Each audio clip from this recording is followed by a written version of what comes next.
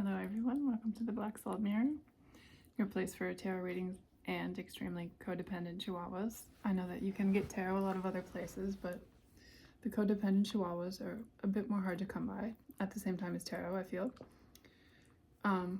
This is Sir Snowful Rupkins.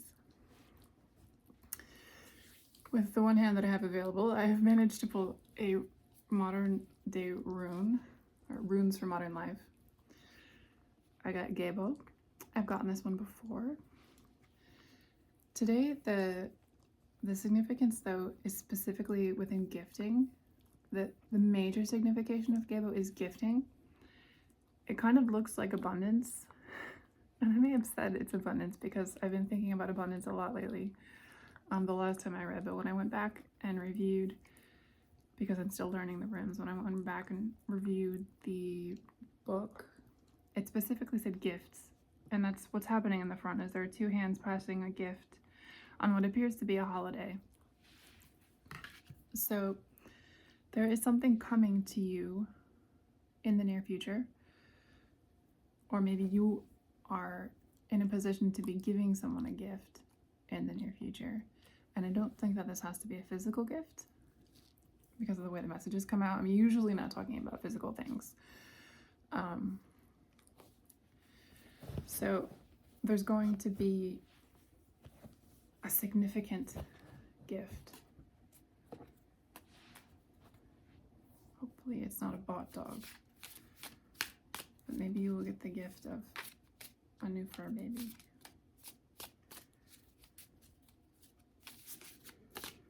Let's see what the spirit animal are called. A piggy. I love pigs. Big spirit, use your mind wisely. So if you're in the process of trying to find out what you want to be doing for others, if for some reason you're thinking about dolphin spirit, this and that are true. It is both a physical and non-physical thing. You can give people things that are gifts, but that are not good things to have as gifts. A basic example would be buying your wife a vacuum for her birthday. While she may want a vacuum, while she may need a vacuum, while she even may really like that particular vacuum, it's not a nice gift because it's not a good birthday gift. It's a household cleaning item. So there's a time when you have to start thinking as you move forward in life today about the practicality of the things that you're doing, of the things that you're preparing for, and of the ways in which you're reclaiming your power. And the Spirit, 44. And there's yet again another card. This happens all the time. Underneath it, Antelope Spirit, life is speeding up. You are in a point right now in a flux where you are deciding about your gifts. The gifts that you have to share with others, the gifts that you have to benefit yourself, just because they're useful gifts. Being good at math is a gift that's very useful. But so is empathy and knowledge of the spirit and time and space can be really wonderful gifts. And the ability to be there for people, to sit with someone, can be the greatest gift. Because there will be many times in people's lives when they don't want something tangible, when they don't want to go do something fun, when the chaos or the sadness of their experience has gotten them to a point where the nicest thing that you can do for them is sit on the couch in silence and either listen to them or watch something or order takeout. Those kinds of spaces, those are gifts. And you have to be in a position to give them. You have to have the time, you have to have the energy, you have to have the understanding that that is something that somebody would want, and the willingness to to do that for them. You can't be the kind of person that's always trying to run off and do the next thing, because then you can't sit in stillness with someone else's pain. I'm going to pull some tarot cards to see if there's something more specific, or if you're simply being asked to observe stillness. This is the Frog Tarot.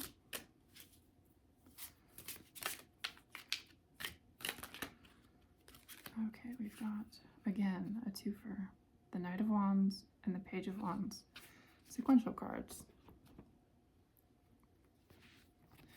So it's both.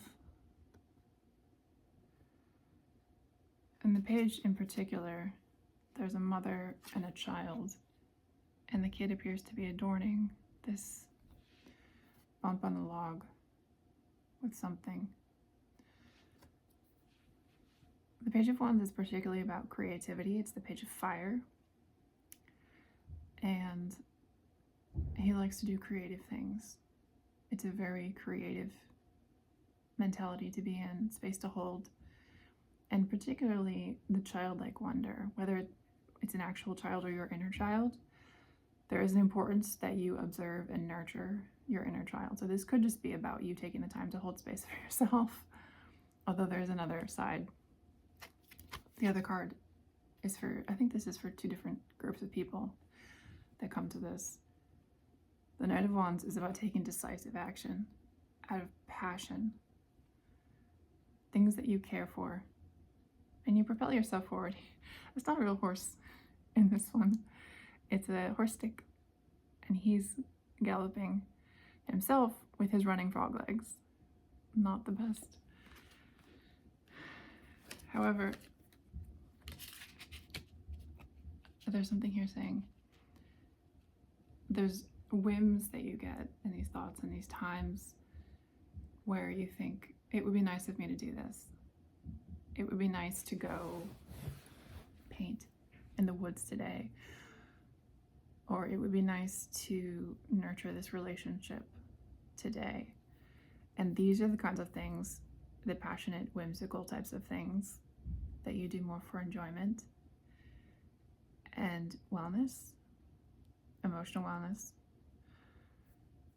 that you need to be really paying attention to now and really putting your energy into right now. Because things are going to change in the future. As the Gazelle says, life is speeding up. It's the second card in the deck.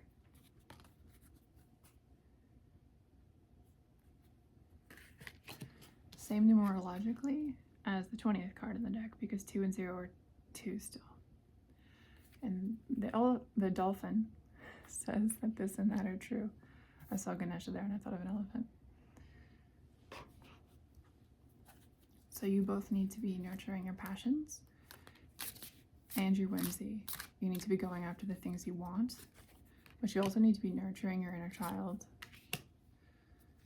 because there's something coming.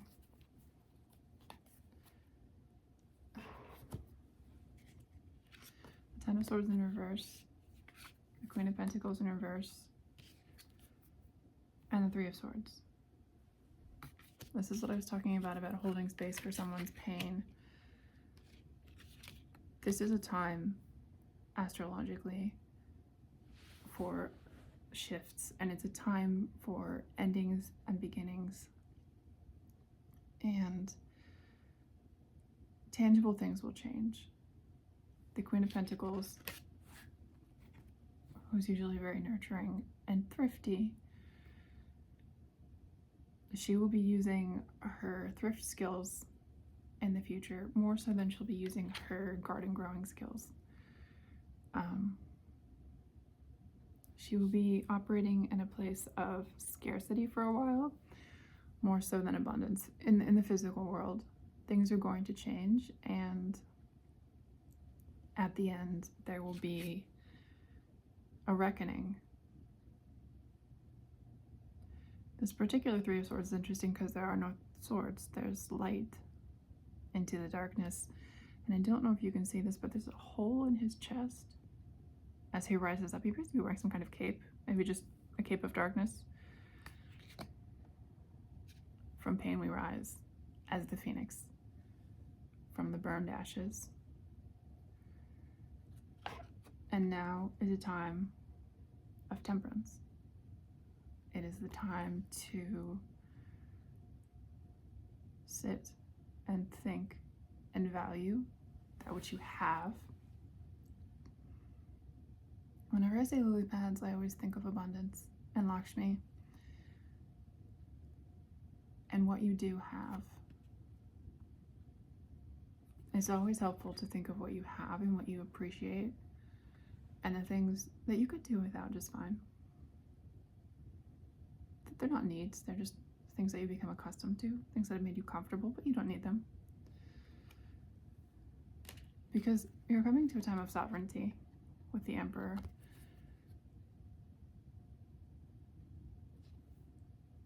The Six of Swords in reverse is under this.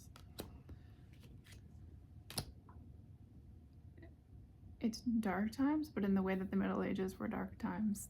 It was a pretty normal way of life for a lot of people at the time. But overall, the way we looked at it, there wasn't a lot going on. And there was a lot of change that happened in that time. So as a whole, societally, there's a lot of change coming, which you should be able to know if you've been paying any attention at all. Let me cut this deck and see if there's one last. Lovers in reverse. Something is incubating. You see this? What does this say? How I still love you, I still love you. And in reverse, it's upright.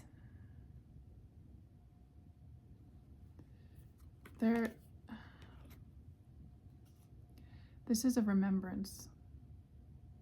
This thing that's happening, the big shift, it's cutting away excess to come back to what's meaningful. There's been too much greed, there's been too much decimation of resources. And I mean very literally, like natural resources. There's only so many that you can have before you run out. There's only so much air, there's only so much water. It's not all potable, it's not all drinkable, it's not all breathable. And resources of every kind are finite. And the earth was a gift to us out of love, and we are embodiments of love. It's a very Christian message. I'm not Christian, so if it's speaking to you,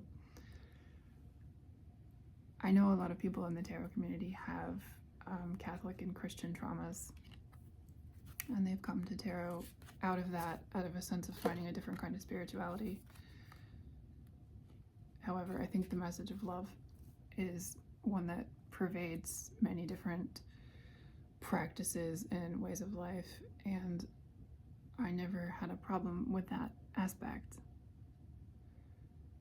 I don't have a problem with the messages of Christ. And it's weird that I'm thinking of that. That's not something I normally see. I wasn't raised that way, so it's not a lens I normally see through, but I think there are a lot of people where that aspect of faith is going to change. The card under it is a Seven of Swords. More so because of you see the eye in the middle of his forehead? There are new ways that people are going to start seeing spirituality and start understanding the universe around them as the chaos comes. There's the Tower in reverse underneath. I'm showing it to you upright.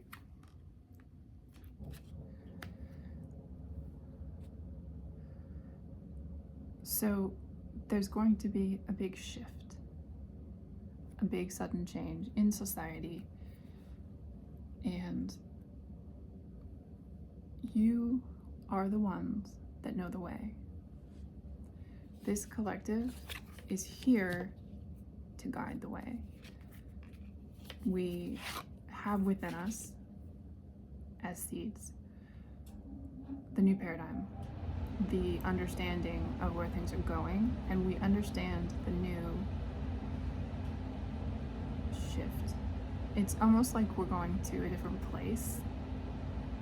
And if you've ever felt like you're from somewhere else, or like you must have been in a different culture in a past life because everything seems really strange here.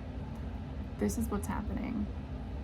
We are collectively shifting into a timeline or even just a space that you were familiar with, and that is why you are here, because you were familiar with it, and you're going to teach everyone else the new way, the new spirituality, the new light, and it's going to feel strange to everyone except for you and the rest of us in this collective, who it's going to feel like coming home to, like a breath of fresh air, a final lifting of stress off the shoulders that you hadn't even realized you were always carrying, because it had always felt like a weight, and you thought that's just what it felt like to be alive, to have this weight. It doesn't.